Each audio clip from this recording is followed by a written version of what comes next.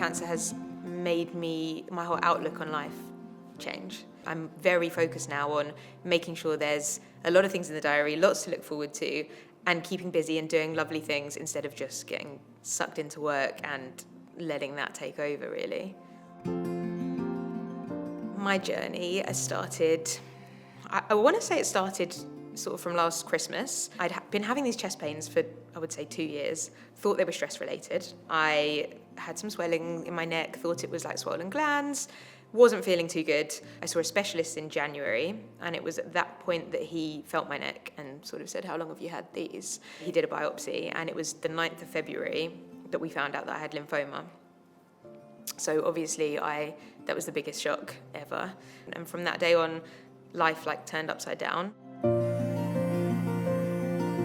I lost my dad to cancer when I was 18, and the first thing that came into my head was I just had to apologise to my mum because I didn't want her to have to go through it all again. At first it felt really difficult to have the conversation. I actually couldn't bring myself to tell anyone.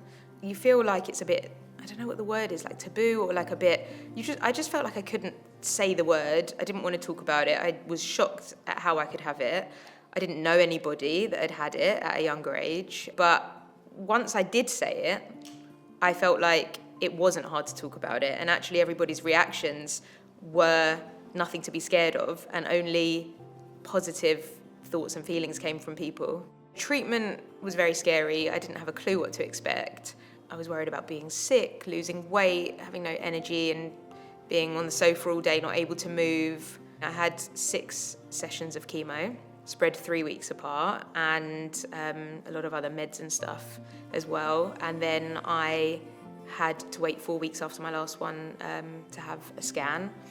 And then a week later, I got my results, which was the 21st of August, and found out I was in remission, which was amazing news. And from that day on, all the plans started going in the diary, and that's when normal life has sort of started to resume again. Yeah, and I'm loving it, really. Hair loss, obviously I was worried about that. I think with some types of chemotherapy, you don't lose your hair, and I wasn't 100% sure if I would. And then we went to see the doctor, and he did tell me that I was going to lose my hair. And I have to say that it might sound silly, but it was one of the worst things that I had to hear. The actual hair loss itself, when it started to happen, was horrendous, and I couldn't deal with it. My brother's a barber, and we agreed that he should shave it off.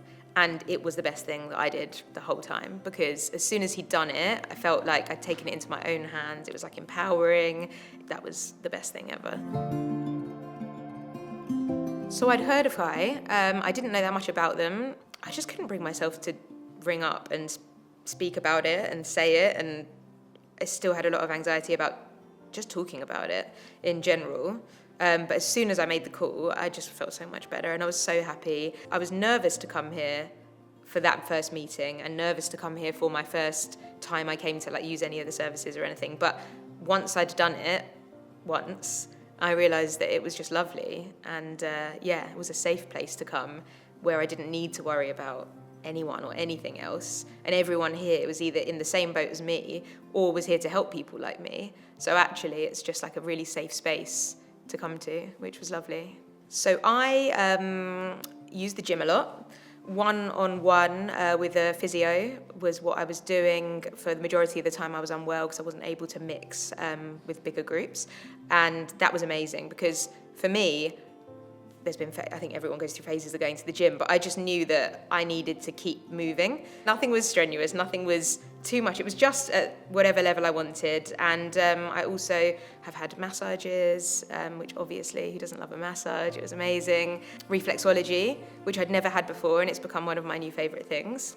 I'm so glad I came. I really feel like Kai has been an amazing part of my journey that I don't know what I would have done without it. I'm sad to think about not having made that call that day, because it just helped so much, really. So I think it's really important that people support it. Focus now going forward is to enjoy life, looking after myself, spending loads of time with family and friends, just having experiences and making memories. Yeah, I just want to celebrate life, really.